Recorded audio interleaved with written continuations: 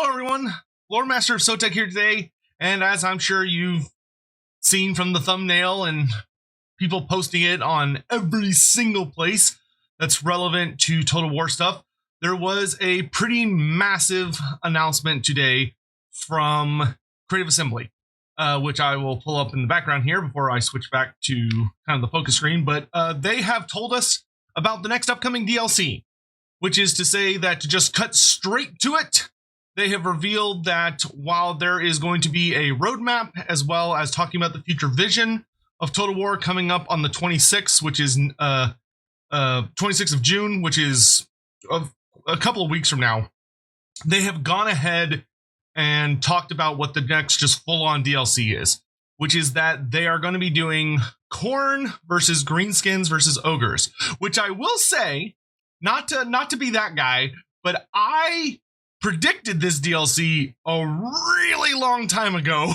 Like a really long time ago.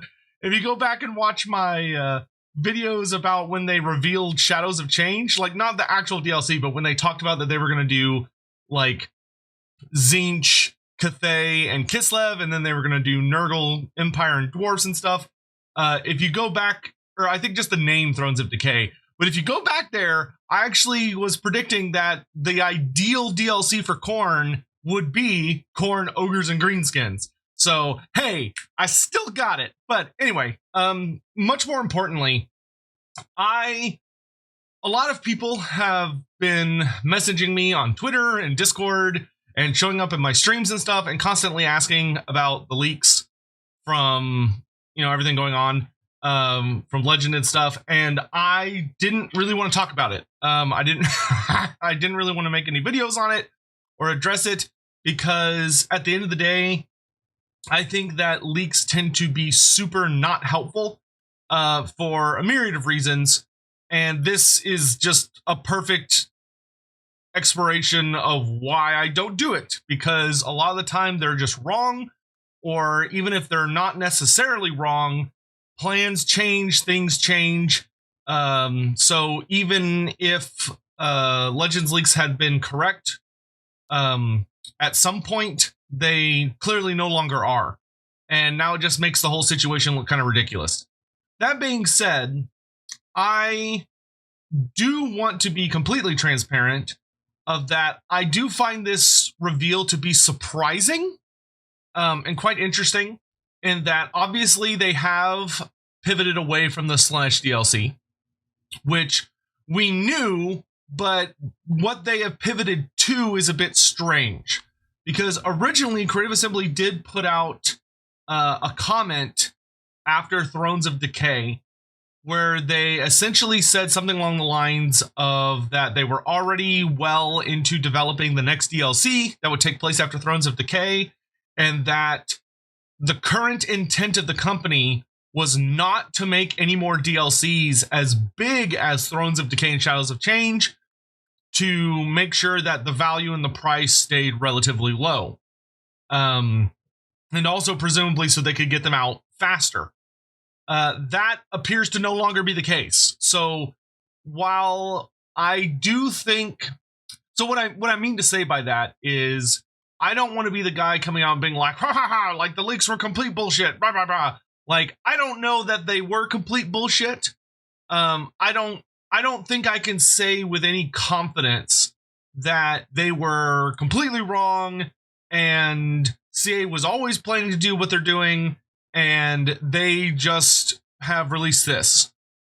Because some of their own comments suggested that they were not going to do any more Thrones of Decay type DLCs for Khorne or Slaanesh.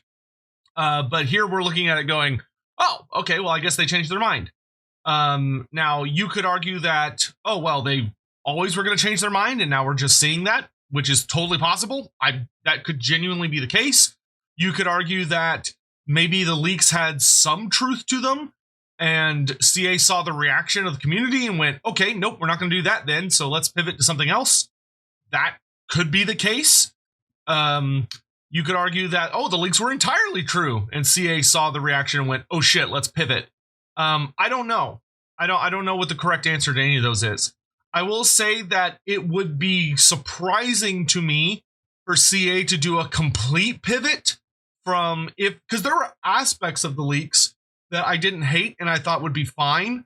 I think the idea of doing purely Cathay focused DLCs was asinine, and I can't believe that was possible. Like I looked at that and said, I just don't see this making any sense. I don't see this being realistic. I feel like this is, there's a very good chance that there is someone leaking at CA, and maybe there were false leaks put out to try and catch whoever it was that was leaking so they could be fired. That is a very distinct possibility as well. Because many aspects of that DLC I thought were genuinely impossible. I still feel that they were just completely wrong. But there were elements of it that I went, yeah, I could see that. Or yeah, I could, okay, yeah, I could see those decisions being made, even if I don't agree with them. But at the same time, this is such an extreme pivot from anything that was predicted on there. Like, just makes it look completely flat out fucking wrong. That it's hard to believe that they were legitimate, of the idea of it being, I think it flat out said like, oh, there's no Khorne DLC ever going to happen. And then this comes out and it's like, yeah, no, fuck you. Here's Khorne DLC. So as far as the leaks go, this is why I fucking hate leaks. I think they're worthless, and not worth having around. The only argument I can see being made is that being used as like a beat stick to try and threaten CA to not do something really stupid. But even that, I think, is not a very helpful application. But I did just kind of want to make this video to address some of that stuff. I will say that I'm excited for this. I think that Khorne, Ogres, and Greenskins is actually a very, very good idea right now. Because the big thing about Khorne, Ogres, and Greenskins is that besides Ogres, the Khorne and Greenskins don't need a lot of help as far as like the way the factions actually work, like all of their mechanics and a lot of the like behind the scenes stuff that would need to be fixed. They're in pretty good places. Khorne could be made a bit more interesting. Greenskins though are in a really, really good place mechanics wise. So I think that this is actually a really smart decision in that there's going to be a lot less FLC work required. Thrones of Decay was excellent, but it also had a whole bunch of, engineering under the hood to make Nurgle, Dwarfs, and Empire really good. And they're still kind of like fine-tuning little things here and there. Whereas Shadows of Change, I think most people would agree, still kind of dropped the ball on Cathay and Kislev. Like, Tzeentch feels pretty good now, but, Cathay and Kislev still need quite a bit of additional fine-tuning to really make them the best experiences they can be. So I do think that this is actually a really good DLC in the idea that I think it's going to allow Creative Assembly to maybe be a little quicker than they have been for Thrones and Shadows. In addition to, they don't have to worry about as much crazy free LC content in the sense of like updating the factions that they're focusing on. Like, obviously the Ogre Kingdoms need some serious love. I think Ogre Kingdoms could use like a completely revamped tech tree. I think they, obviously camps need a really solid relooking at. I think the mercenary contracts need a solid relooking at. And that's even before talking about all of the like new races or the new stuff coming to them as a race. I think a confederation mechanic for Ogres would be really good. Whereas when I look over at Khorne and Greenskins, I'm like, they feel like they're in a pretty good place. They need minimal tweaks. So I will say that I'm very, very excited about this DLC.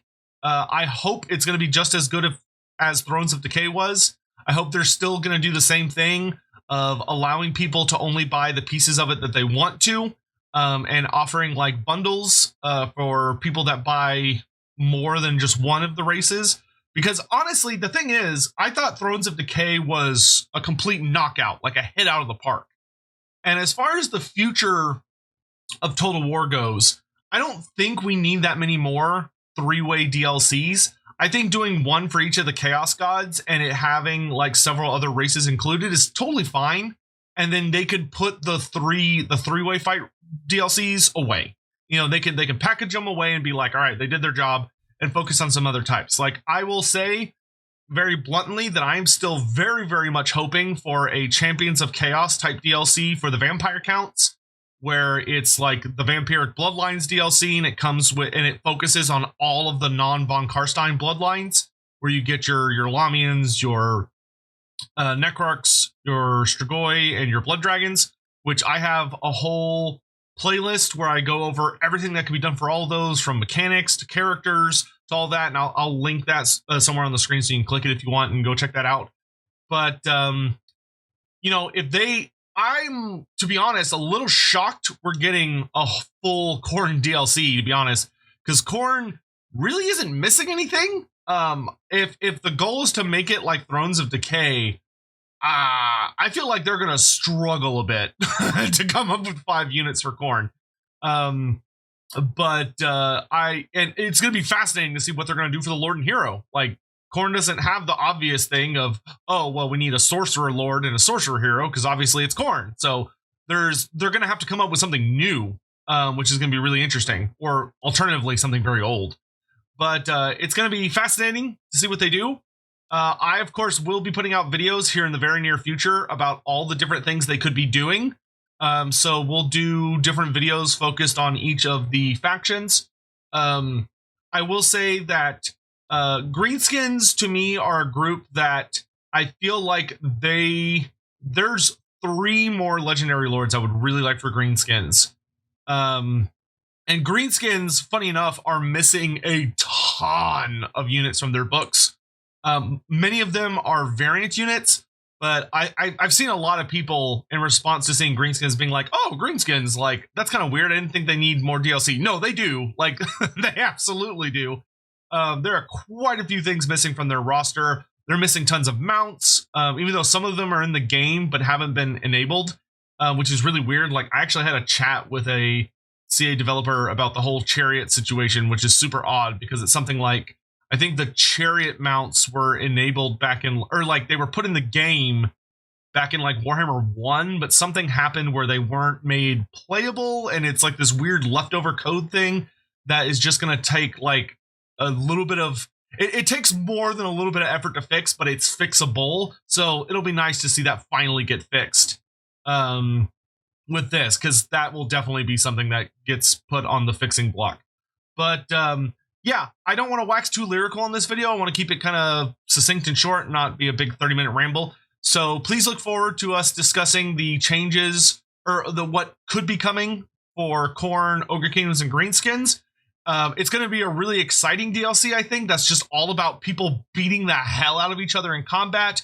I do very strongly think that this is going to be the first, hilariously, but the very first Greenskin DLC that's going to feature an orc character instead of a goblin.